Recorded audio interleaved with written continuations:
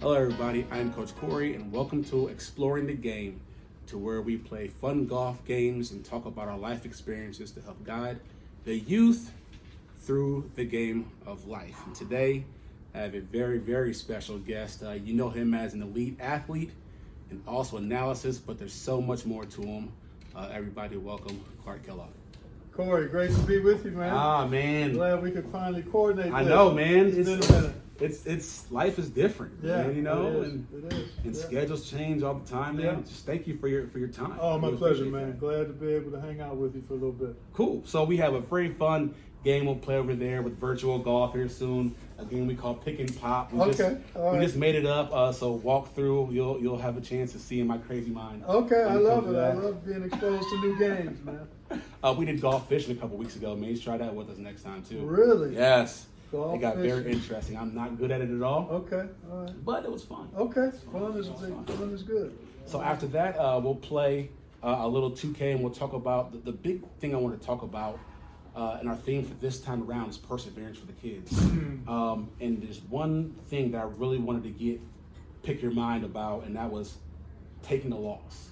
You know what I mean? And learning how to use that loss as not just getting down on yourself, but as learning, a way to learn from it. Yeah. Right? So we'll get to that while playing 2K, some very interesting scenarios and things we'll talk through. Okay. Doing that. Sound good? Very good. That works for me. Perfect. So before we get to that, let's talk about you, man. Okay. All right.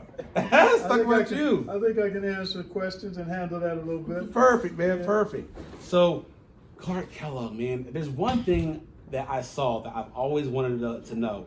So, I've always learned that when someone gives you a nickname, when you have a nickname, you don't pick it for yourself. Someone gives it to you, right? Yeah, right. So Special K, where'd that come from? You know what? I think it's tied to my last name. Yeah. My last name is Kellogg. Yeah. There's a cereal called Special K. Yeah. And as I recall, there was a writer as I was going through high school up in Cleveland at St. Joseph High School that used it in an article about one of my high school games. I had performed pretty well in that game. I can't recall if we won or not, but he just threw the moniker Special K on me then, and I think that's where it originated. It's a natural tie-in with the last name like Kellogg, it's spelled just like the cereal. And then I was a little bit advanced as a high school player for my age, started as a freshman, started for 4 years, and achieved quite a bit in high school as a player. So I think that's part of that. That's how it came about, the cereal, and then also my performance on the floor. Man, performance on the floor and being a little bit above average is highly an understatement. So, just one game in particular, right? Very last game against Columbus East, 51 points. That's still a record. It is, because they only get one chance to break that. That's a championship game record. Exactly. So clearly only one time is that revisited each season. Yeah. That's during the big school. It's Division I now. Back then we were AAA. Yeah. But it's the same thing in terms of school size. So only one time a year in that championship game does anybody have a chance to break it. I think John Diebler came fairly close when he was in high school. I don't know if anybody else has gotten as close. I think Deeb's got up to mid-40s, maybe 46 or 48. But otherwise, it stood since 1979, and whenever it's broken, it'll be time for it to be broken. Yeah. And that's what records are for. But that game still pains me when I think about it, because we had a really good team, and to not win the state championship was disappointing then. And it still creates a small void now, because I ran into the same thing in college. 2 of my 3 years at Ohio State, we actually played for the Big Ten championship on the last day of the season, the last game of the regular season, and came up short both times. So I've had 3 painful memories of being in a position to win a championship and ending up with the also ran trophy. So those are things that if I could rewind, I would probably want to change those. If I could. I get that. But you know what though? That is a great segue to the next question about the accolades for yourself versus the team. You pretty much just answered that. Like you're more about the team accolades versus the personal ones. Would that be correct? Yeah, you grow into that. I think when you start playing and you start excelling, I go back to when I went from high school to college. being a team player and succeeding as a team was important, but there's a part of you that wants to prove you belong. On an individual, from an individual standpoint, that you belong, you've earned your way here, that you are exceptional. And that's the same when I went from college to the pros. Mm-hmm. I wanted to win, but I also wanted to prove that I was worthy of being drafted as the 8th pick. So they kind of contend with each other a touch. Yeah. And then ultimately you realize that winning is what's most important. And you do that as a team. You don't do that as an individual. You do that by bringing the best version of yourself to the team. Yeah. But I think it's a process you grow into as you go through athletics. At least it was for me. Yeah, I know some kids get much more exposed earlier on. But as I was growing up, it was important to win, but also to play like a champion yourself. Yeah. And you can actually be a champion without having championship trophies. Yeah. You can be a champion how you carry yourself, how you prepare, Yeah. how you handle success, how you handle failure. And so clearly I would love to have a Big Ten banner hanging up in Value City Arena representing the fact that we won championships when I was there, but that's not the reality. We came up second 2 of the 3 years I was there. I would have loved to have won that state championship back in 1979 in high school. We didn't, but my high school, my alma mater, has won multiple state championships in basketball since. There you go. So I take some pride in that we were the first team to actually get to that game. Oh, in you're our first. school. I think we were. I think we were Okay. the first team to get to that championship game. We didn't win it, but we laid the groundwork. groundwork. So there's a role to be played, but no, that's probably the only regret, that I didn't get to hang a banner or two going through college. And I can see high that, school. man. But you speak so, like, you know, it may still hurt you, but you're past. I know people who've been to the you show gotta move on. and who years later, 10, 20 years later, get mad. You bring it up, don't talk about it. I'm over it. So you're handling it very, very well for it being 3 times. Yeah, I don't have any choice but to deal with the reality of it. And life is still provided me some great opportunities and memories, and a lot yet to look forward to. So no wallowing in the past here. Got it. So moving on to your pro career. So you said it. You got drafted 8th, man, and I didn't think about it, but that would make a lot of sense to where when someone gets drafted at that high of a level, they have to show people that there's a reason why you got drafted. Yeah, exactly. You want to prove it, and you're going into the best league in the world. Exactly. And so you want there's a part of you, a big part of you, that says, hey, I want to show these guys that I've been watching and idolizing and admiring from a distance that I'm here too, and I belong, and I want to earn my way. So a part of you is really highly motivated to prove that you've got what it takes to play at this level and in this league. So for those who don't know, like myself, what's that process like, getting that phone call? I mean, do you know beforehand that the Pacers want to get you? You have an idea, but for basketball, it's not quite the same as football. Okay. You don't actually get a call. Oh, No, you walk up. They call your name when you're there. You walk up. You walk up. I hadn't had any. I had interviewed actually with 3 teams that weren't the Pacers. Really? The Dallas Mavericks, who were drafting, I think, 4th. The Chicago Bulls, who were going to draft 7th. Oh. And I think those were the only 2 teams I had in-person conversations with. And so I thought I was going to go between 4 and 7 because those were the teams I had talked to. And I ended up going 8th to the Pacers, and it was a great fit for me. I mean, not too far from Columbus. Of course. They were very familiar with me because I had played in the Big Ten. They were really excited to have me, and the city was very similar to Columbus in terms of layout. I mean, it was a fairly easy adjustment for me. And the biggest thing was one of my former college teammates, who actually is from Columbus, Herb Williams, who played a long time in the NBA, great friend and terrific teammate. He had already been drafted by the Pacers, so he was there, had been for a year. And so when I got there, I lived in the same apartment complex he did. He took me showed me how to get to practice, what places to go eat, what places to stay clear of. I mean, he basically mentored me during my first year. I couldn't have ended up in a better spot. Our team was not that great. We were struggling as a franchise to win games, but in terms of my adjustment to the NBA, it was perfect because Herb was there, and he and I had played 2 years together in college and knew each other pretty well and got along. So it was the best way for young 21-year-old to make his way to the NBA, to have a guy like Herb kind of show him around. Got it. So now, 4 or 5 years later, that's when the career. Ended right? 5 years after that. Yeah.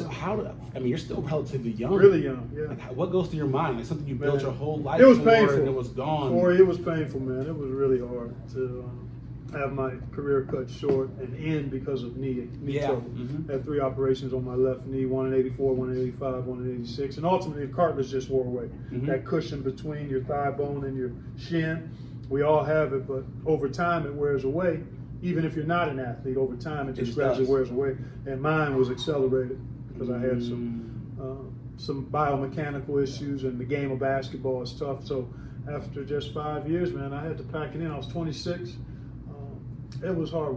My wife and I, we shed tears about it because I was just starting to hit my stride as a player and as a leader on our team, and thought I had a chance to really be good and be part of some playoff teams. That never happened for me. But I had come to faith in Christ about a year before I retired, and that faith foundation of knowing that I couldn't control my future, but God was in control of my life, and faith in Christ gave me hope for the future, even though it was going to be different than I had anticipated and planned. But I would do it again if it meant losing my career to gain God through Christ. Then I would much rather have gone through what I did to grab hold of the Lord and have Him be not only Savior but Lord of my life. The serenity prayer, man. Yes, sir. There you go. Handle the things you can, accept the things you can't change, and have the wisdom to know the difference. Know the difference between the two. Between those two things. Yeah, so I'm grateful. I had an opportunity that many don't get. My dream came true. I mean, I dreamed about being a pro player from the time I was probably 10, 11 years old. Started thinking about it, sleeping it, drinking it, watching it, reading about it, talking to my dad about it. Know how it feels, man. Getting to know how it feels to get there, right? Yeah. So I got that opportunity and was a good player before my left knee decided to go south on me. But it speaks volumes, even though it's a short career, the respect you still have around the league from that. I mean, there's been times where I've heard Charles Barkley talk about you running around. Played against Charles, so it just speaks volumes to your character and to your talent, man. I appreciate that. Can still talk about that in a good sense. Yeah, I appreciate that, and part of my solace is that I had a chance to realize the dream. Yeah. And did get a chance to play and showed myself to be a good player. I never got to realize my full potential, but I did get a chance to do something that only a few thousand players have done. When you think about it, it's very true. It's been part of the NBA, so it's satisfying from that standpoint, no doubt. And to have the respect of some guys that I played against is what competitors like to have, is that coaches and others that competed against you give you your respect and due as somebody who was able to get it done out there. So. That's absolutely right, man.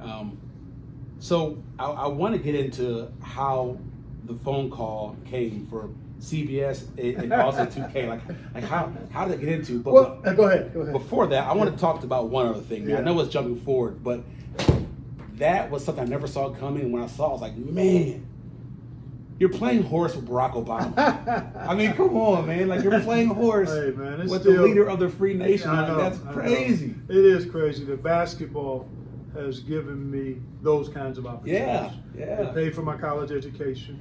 It gave me an opportunity to become established somewhat financially and be able to take care of my family and do some other things. Basketball's given me far more than I think I can ever give it. I really feel that way. I mean, it's exposed me to people and places and opportunities that have really made a huge part of my life. Yeah.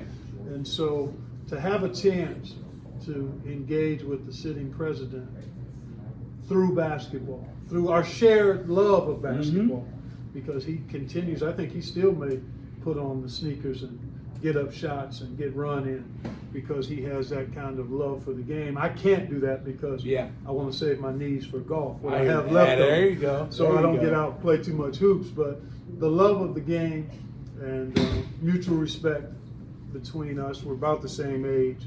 So that was a memorable experience, even though I came up short. Again, came up short.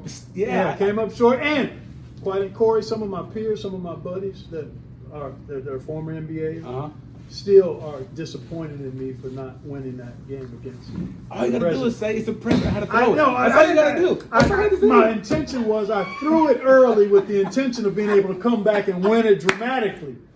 But the momentum shifted on me, and the president got hot and started knocking And down that's what jumpers, happens, and that's man. what happened. So, all things considered, I think it ended up the way that was best, and that I can handle the fact that I came up short. Yeah.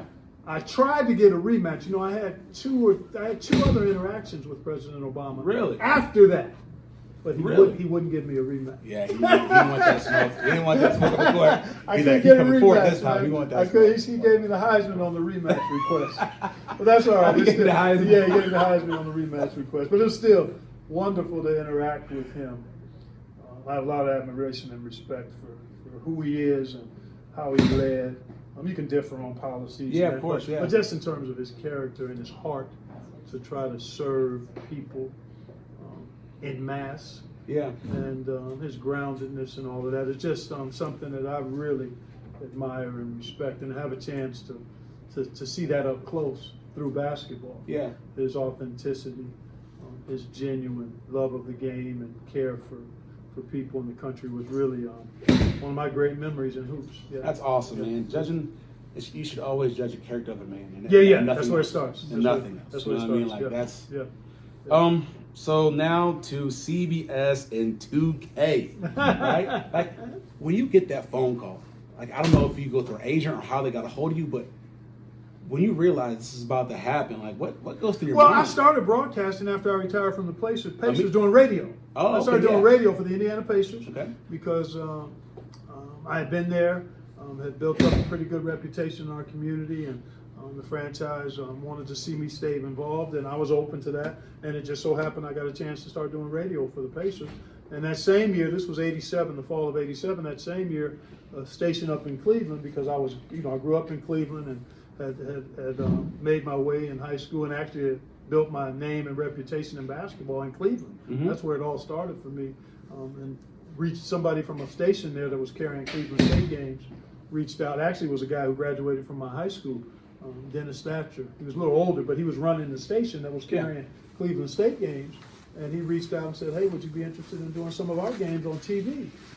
And I said, "Sure, why not?" So I started right out of the chute, off the court, to commentating Pacers on radio, 70, 75 of the 82 games. And then I had time between that to do 6 to 10 Cleveland State games on television. So that was the beginning for me. Wow. And I thought I could be good at it. I was rough around the edges at the beginning, clearly. But I had potential because I knew the game. I enjoyed communicating. And so I went after it just like planned. I said, "Hey, I'm going to try to stand out. I'm going to try to do this as unto the Lord.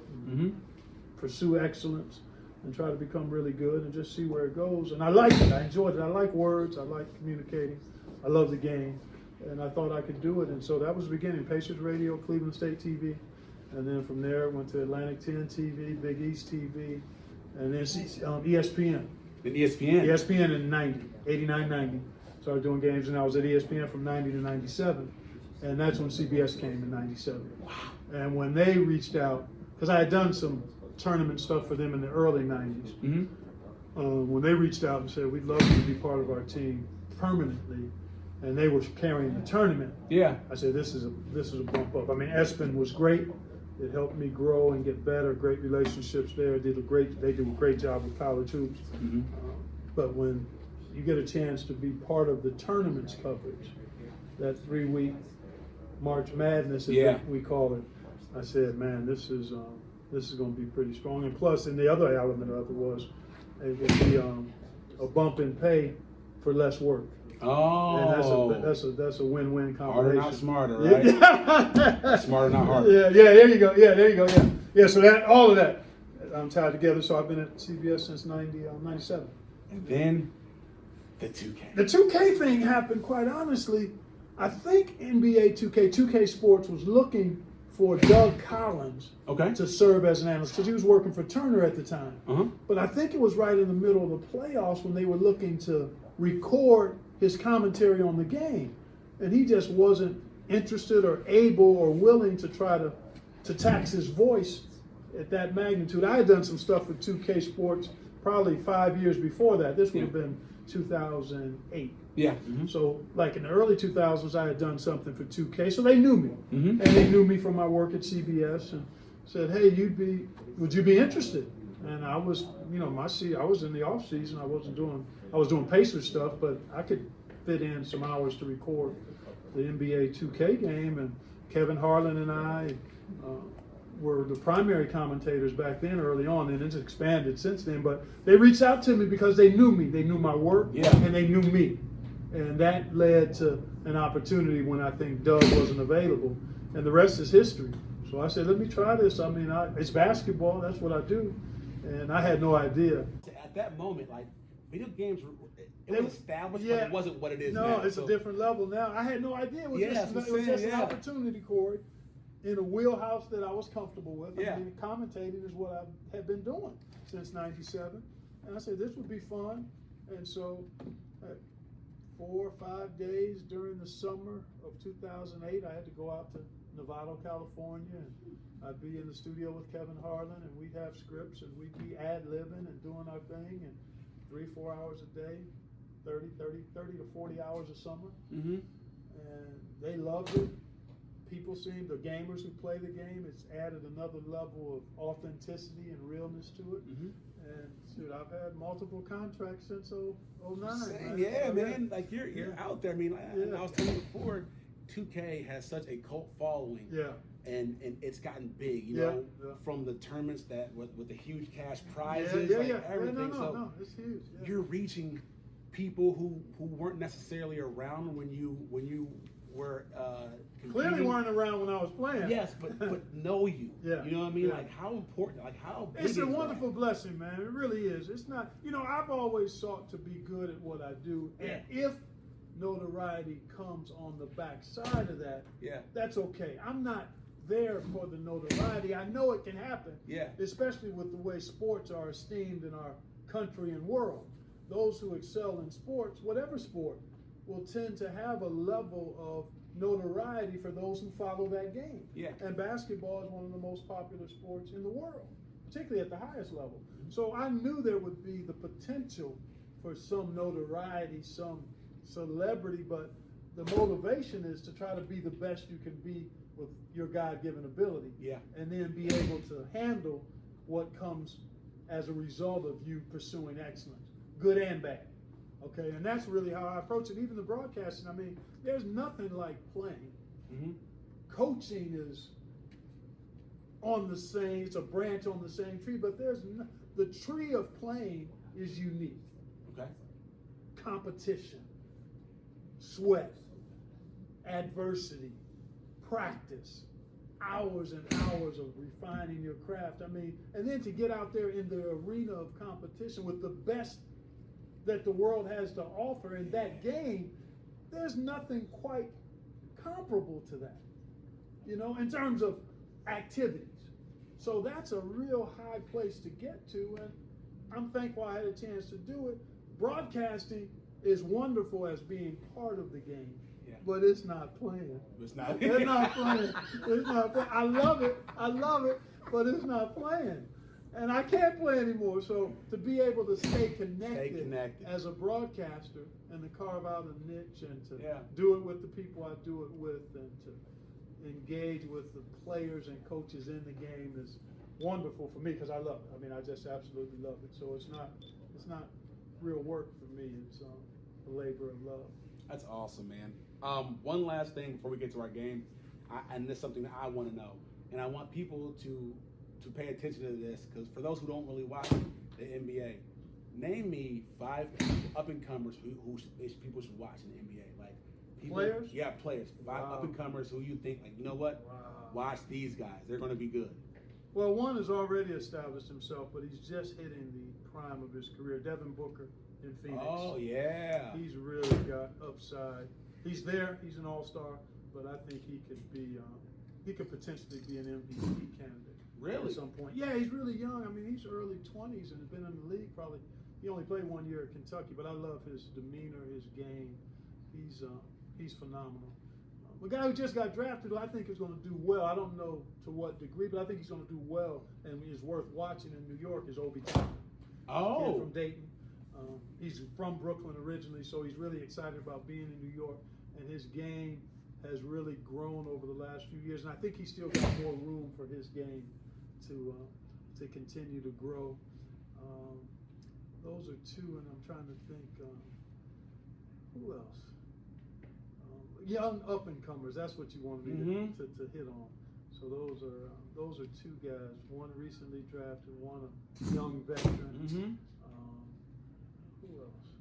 A fun guy, I mean, he's well known and just got into the league, but Zion Williamson, I think, is a good player to watch for young folks, just because he's so unique. Yes. I mean, he's big, he's strong, he's agile, he's athletic, and it'll be interesting to see how his career unfolds because he's dynamic. But he's got a unique body, and I'm wondering how that's 6'6" and a half, 6'7", 260-ish, and I'm wondering how, and he explodes, he gets off the ground, how his body will hold up over time. But he's as exciting a player as there is to watch in the game. Tell you one of the guys I love, and he's a young guy too, but he's just so fun to watch because he's not uber athletic.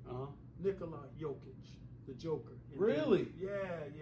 He's a throwback, old school, can shoot it, plays with his back to the basket, really good pass. But he's just, for me as a basketball lover and purist, I mean, he's a delight to watch because he's just so sound fundamentally, and he's a lot different than most players. Most players are highly athletic, of course, the NBA level, jumping, getting up and down. Giannis would be a case in point of the Greek freak, but Jokic is more anchored to the ground, and yet is a beast.